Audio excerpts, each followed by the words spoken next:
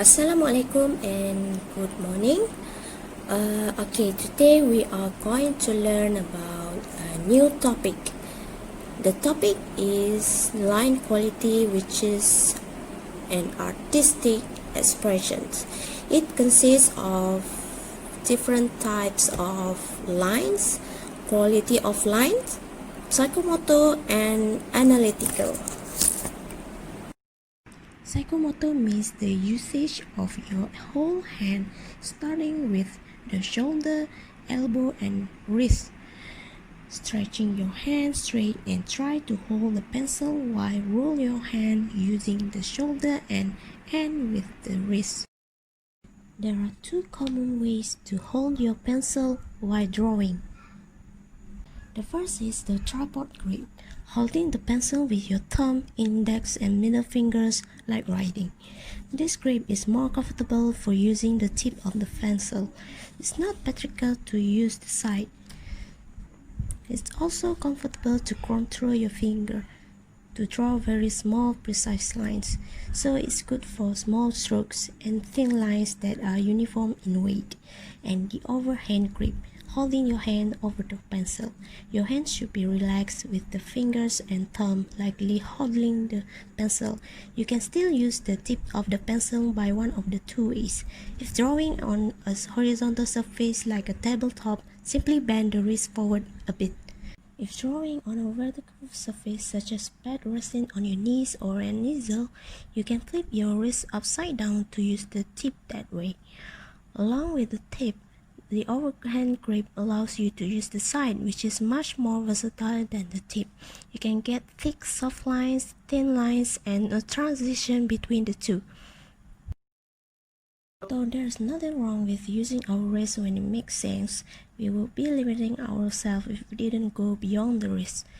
The wrist serves well for small strokes and details. The shoulder serves well for short and long strokes. It's much better for steady lines and fluid gestural lines. Your shoulder provides a greater range of motion than your wrist, so when drawing larger shapes, curvy lines, you use your shoulder. This is especially useful for gesture drawing. Once you need to add some little details, you can switch to the tripod grip. Again, it's okay to use your wrist and hold the pencil with the tripod grip for the smaller details, but watch out for this.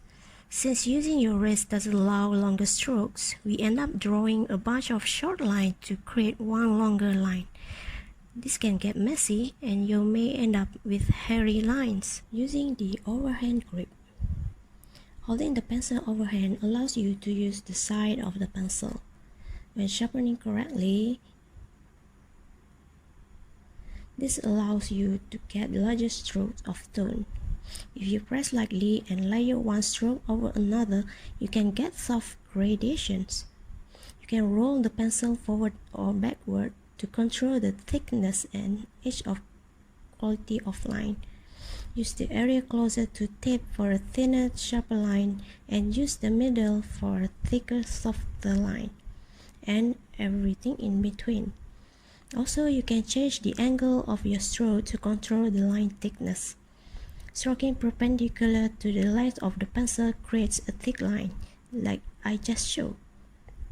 Pulling the pencil downward parallel to the length of the pencil creates a thin line, so you don't need to use the tip, though you can. With a slight turn of the wrist while you're pulling the stroke, you can create a line that changes from thin to thick. This variation in line weight adds a good dynamic to our drawings. It's kind of like using a calligraphy pen instead of ballpoint pen. Start training your shoulder by filling pages of curves, circles, and straight lines. Draw two dots and connect them with straight lines to train your hand-eye coordination, or draw four dots and connect them with ellipse. Try crossing the lines first by practicing the motion before making contact with the paper. This is a great warm-up before starting your drawing session. You can also practice controlling your line weight by shifting your curves from thick to thin. Or if you struggle with filling in large areas with clean tone, then draw a 6 by 6 inch square and fill it with a clean tone. It helps to shade only on the down strokes and lift the pencil off the paper on the way back up. Focus on keeping the distance between each stroke consistent and using the same amount of pressure each time. A very good exercise for hand stability and pressure sensitivity. If you end up with dark and light lines, it means either your stroke distance or pressure is inconsistent. By the way, a well-sharpened pencil helps a lot.